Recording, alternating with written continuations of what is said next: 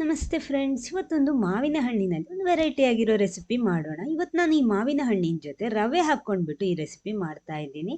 ಸಖತ್ತಾಗಿ ಬರುತ್ತೆ, ಖಂಡಿತ ಎಲ್ರಿಗೂ ಇಷ್ಟ ಆಗುವಂಥ ಒಂದು ರೆಸಿಪಿ ಜೊತೆನೇ ಬಂದಿರೋದು. ಬನ್ನಿ ನೋಡೋಣ ಇದು ಏನು ಹೇಗೆ ಮಾಡೋದು ಅಂತೆಲ್ಲ. ನೋಡಿ, ಅದಕ್ಕೋಸ್ಕರ ಮೊದಲು ನಾನಿಲ್ಲಿ ಅರ್ಧ ಕಪ್ಪು ಮಾವಿನ ಹಣ್ಣಿನ ಪ್ಯೂರಿ ತಗೊಂಡಿನಿ. ಇದ್ರ ಜೊತೆ ಸಕ್ಕರೆ ಕೂಡ ಸೇರಿಸ್ಕೊಂಡಿದ್ದೀನಿ.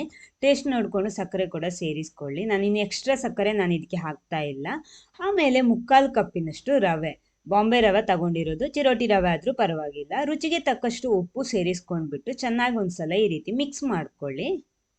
ಫುಲ್ಲಾಗಿ ನೋಡಿ, ಇವಾಗ ಫುಲ್ಲಾಗಿ ಮಿಕ್ಸ್ ಆಗಿದೆ ನೋಡಿ ಈ ರೀತಿ. ಇನ್ನು ಫುಲ್ ಮಿಕ್ಸ್ ಆದಮೇಲೆ ಇನ್ನು ಇದಕ್ಕೆ ನಾನಿಲ್ಲಿ ಒಂದು 2 ಟೇಬಲ್ ಸ್ಪೂನ್ನಷ್ಟು ಮೆಲ್ಟೆಡ್ ಬಟರ್ ಅಂದರೆ ಬಿಸಿ ಮಾಡಿ ಆರಿದಂತಹ ಬೆಣ್ಣೆ ಸೇರಿಸ್ತಾ ಇರೋದು.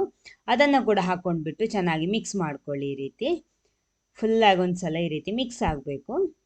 ಆಮೇಲೆ ಇದಕ್ಕೆ ಹಾಲು ಅರ್ಧ ಕಪ್ ತಗೊಂಡಿದ್ದೀನಿ. ಸ್ವಲ್ಪ ಸ್ವಲ್ಪ ಹಾಕ್ತಾ ಮಿಕ್ಸ್ ಮಾಡ್ತಾ ಬರಬೇಕು. ಒಮ್ಮೆಲೆ ಹಾಕೋಬೇಡಿ.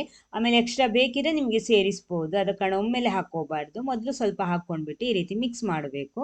ಆಮೇಲೆ ಬೇಕು ಅಂತ ಇದ್ರೆ ಮಾತ್ರ ಸೇರಿಸ್ಕೊಂಡ್ರೆ ಸಾಕು. ನೋಡಿ, ನಾನು ಇವಾಗ ಫುಲ್ಲಾಗಿ ಹಾಕ್ಕೊಂಡಿದ್ದೀನಿ. ನೋಡಿ, ಹಿಟ್ಟು ಈ ಹದಕ್ಕೆ ಬರಬೇಕು. ಕರೆಕ್ಟಾಗಿ ಈ ಹದಕ್ಕೆ ಬಂದರೆ ಸಾಕು. ಕರೆಕ್ಟ್ ಮಿಕ್ಸ್ ಮಾಡ್ಕೊಂಡಿದ್ದೀನಿ ಅರ್ಧ ಕಪ್ ಹಾಲಲ್ಲಿ.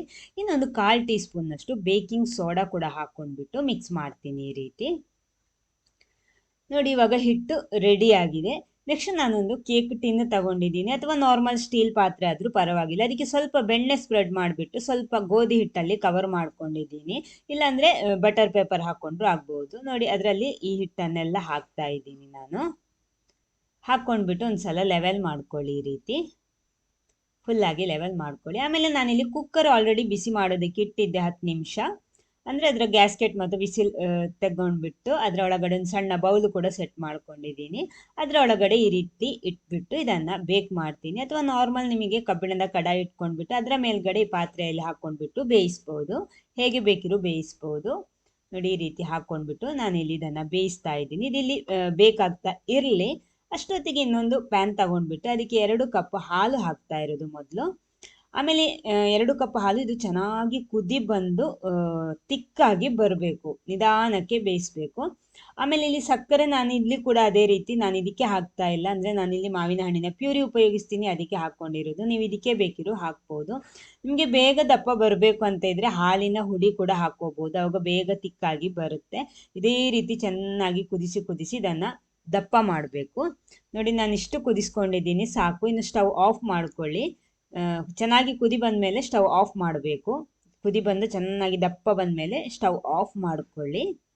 ಆಫ್ ಮಾಡಿದ ಮೇಲೆ ನಾನು ಇದಕ್ಕೆ ಮಾವಿನ ಹಣ್ಣಿನ ಪ್ಯೂರಿ ಅದೇ ರೀತಿ ಅರ್ಧ ಕಪ್ ತಗೊಂಡಿರೋದು, ಸಕ್ಕರೆ ಸೇರಿಸ್ಕೊಂಡಿದ್ದೀನಿ ಇದಕ್ಕೆ.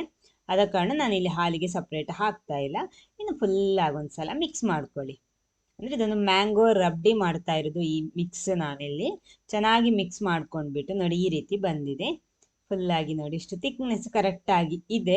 ಇನ್ನು ಇದಕ್ಕೆ ಸ್ವಲ್ಪ ಏಲಕ್ಕಿ ಹುಡಿನೂ ಹಾಕ್ತೀನಿ. ನಿಮಗೆ ಬೇಕಿದ್ರೆ ನಟ್ಸ್ ಎಲ್ಲ ಕಟ್ ಮಾಡಿಕೊಂಡು ಹಾಕ್ಕೋಬೋದು ಬೇಕಾದಷ್ಟು. ಆ ರೀತಿನೂ ಮಾಡ್ಬೋದು. ಇನ್ನೊಂದು ಸಲ ಫುಲ್ಲಾಗಿ ಮಿಕ್ಸ್ ಮಾಡಿಬಿಟ್ರೆ ನಮ್ಮ ಈ ಮ್ಯಾಂಗೋ ರಬ್ಡಿ ಇಲ್ಲಿ ರೆಡಿ ಆಗುತ್ತೆ. ಇದನ್ನೊಂದು ಸೈಡಲ್ಲಿ ಇಟ್ಕೊಳ್ಳಿ. ಬೇಕಿದ್ರೆ ಫ್ರಿಜ್ಜಲ್ಲಿ ಇಟ್ಟು ಕೂಲ್ ಮಾಡಿಬಿಟ್ಟು ಸರ್ವ್ ಮಾಡ್ಬೋದು, ಚೆನ್ನಾಗಿರುತ್ತೆ. ಅಷ್ಟೊತ್ತಿಗೆ ನೋಡಿ, ನಾನಿಲ್ಲಿ 35 ನಿಮಿಷ 35 ಮಿನಿಟ್ಸ್ ನಾನು ಇದನ್ನು ಬೇಕ್ ಮಾಡ್ಕೊಂಡಿದ್ದೀನಿ. ಒಂದ್ಸಲ ಚೆಕ್ ಮಾಡಿ ನೋಡ್ಕೊಳ್ಳಿ ಎರಡೆಡೆಗೆ ಬೆಂದಿದ ಅಂತ. ನೋಡಿ, ನೆಕ್ಸ್ಟ್ ಇದನ್ನು ಡಿಮೋಲ್ಡ್ ಮಾಡೋಣ. ಒಂದು ಪ್ಲೇಟಿಗೆ ಹಾಕ್ತಾ ಇದ್ದೀನಿ. ಸರ್ವಿಂಗ್ ಪ್ಲೇಟಿಗೆ ಹಾಕ್ಕೊಳ್ಳಿ ಈ ರೀತಿ. ಇದು ಆಪೋಸಿಟ್ ಬಂದಿದೆ, ಇದನ್ನು ತಿರುಗಿಸಿ ಹಾಕ್ಕೊಳ್ಳಿ. ಮೇಲ್ಗಡೆ ಮೇಲೆ ಬರಬೇಕು. ಇನ್ನೊಂದು ಫೋರ್ಕಿಂದ ಫುಲ್ಲಾಗಿ ಈ ರೀತಿ ತೂತ್ ಮಾಡ್ಕೋಬೇಕು. ಅಂದರೆ ನಾವು ಹಾಕ್ಕೊಳ್ಳುವಂತಹ ಮೇಲ್ಗಡೆ ನಾವು ಇದರ ಮೇಲ್ಗಡೆ ರಬ್ಡಿ ಹಾಕ್ತೀವಿ, ಅದು ಎಳ್ಕೊಳ್ಳೋದಕ್ಕೋಸ್ಕರ ಈ ರೀತಿ ಫುಲ್ಲಾಗಿ ಈ ರೀತಿ ಹಾಕ್ಕೊಳ್ಳಿ. ಆಮೇಲೆ ನಾವು ರೆಡಿ ಮಾಡಿಟ್ಟಿರುವಂಥ ಈ ಮ್ಯಾಂಗೋ ರಬ್ಡಿನೂ ಕೂಡ ಇದರ ಮೇಲ್ಗಡೆ ಹಾಕ್ಕೊಂಡ್ಬಿಟ್ರೆ ಸಖತ್ತಾಗಿರುವಂಥ ಒಂದು ಮ್ಯಾಂಗೋ ಡೆಸರ್ಟ್ ಇಲ್ಲಿ ರೆಡಿ ಆಗುತ್ತೆ. ಯಾವ ರೀತಿ ಇದೆ ನೋಡುವಾಗಲೇ ತಿನ್ನಬೇಕು ಅಂತ ಅನಿಸುತ್ತೆ, ಅಷ್ಟು ಸಖತ್ತಾಗಿ ಬರುತ್ತೆ. ಸೊ ಇದೆಲ್ಲರಿಗೂ ಮಾಡ್ಬೋದಾದಂಥ ರೀತಿಯಲ್ಲೇ ನಾನು ಇದನ್ನು ನಿಮಗೆ ತೋರಿಸ್ಕೊಟ್ಟಿರೋದು. ಸೊ ಟ್ರೈ ಮಾಡಿ, ಹೇಗಾಗಿದೆ ಅಂತ ಫೀಡ್ಬ್ಯಾಕ್ ಕೂಡ ತಿಳಿಸ್ಕೊಳ್ಳಿ. ನೋಡಿ, ಫುಲ್ಲಾಗಿ ಸ್ಪ್ರೆಡ್ ಮಾಡ್ಕೊಳ್ಳಿ. ನಿಮ್ಗೆ ಎಷ್ಟು ಬೇಕೋ ಆ ರೀತಿ ಮೇಲ್ಗಡೆ ಈ ರೀತಿ ಇದನ್ನು ಸ್ಪ್ರೆಡ್ ಮಾಡ್ಕೊಳ್ಳಿ ಈ ರೀತಿ. ಅದರ ಮೇಲ್ಗಡೆ ಸ್ವಲ್ಪ ಮಾವಿನ ಹಣ್ಣಿಂದ ಗಾರ್ನಿಷ್ ಮಾಡ್ಕೊಳ್ಳಿ. ರೆಡಿ ಆಗಿದೆ ನೋಡಿ. ನಾನು ಆಲ್ರೆಡಿ ಒಂದು ಪೀಸ್ ಕಟ್ ಮಾಡಿ ಆಯಿತು. ನೋಡಿ, ಈ ರೀತಿ ಕಟ್ ಮಾಡ್ಕೊಂಡ್ಬಿಟ್ಟು ಇದನ್ನು ಸರ್ವ್ ಮಾಡ್ಬೋದು. ನೋಡಿ ಯಾವ ರೀತಿ ಇದೆ ಅಂತ. ಒಳ್ಳೆ ಸಾಫ್ಟ್ ಆಗಿರುತ್ತೆ. ಸಿಂಪಲ್ ಆಗಿ ಮಾಡುವಂಥ ಒಂದು ರಿಚ್ ಡೆಸರ್ಟ್ ಅಂತಾನೆ ಹೇಳ್ಬೋದು. ನೋಡಿ ಯಾವ ರೀತಿ ಇದೆ ಅಂತ. ಸೊ ಮಿಸ್ ಮಾಡಬೇಡಿ, ನೀವು ಕೂಡ ಒಂದ್ಸಲ ಟ್ರೈ ಮಾಡಿ ಟೇಸ್ಟ್ ಮಾಡಿ ಹೇಗಾಗಿದೆ ಅಂತ ಫೀಡ್ಬ್ಯಾಕ್ ತಿಳಿಸೋದಿಕ್ಕೂ ಮರಿಬೇಡಿ. ಈ ವಿಡಿಯೋ ನಿಮ್ಗೆ ಇಷ್ಟ ಆದರೆ ಒಂದು ಲೈಕ್ ಕೊಟ್ಬಿಟ್ಟು ಎಲ್ಲರ ಜೊತೆ ಶೇರ್ ಮಾಡಿ.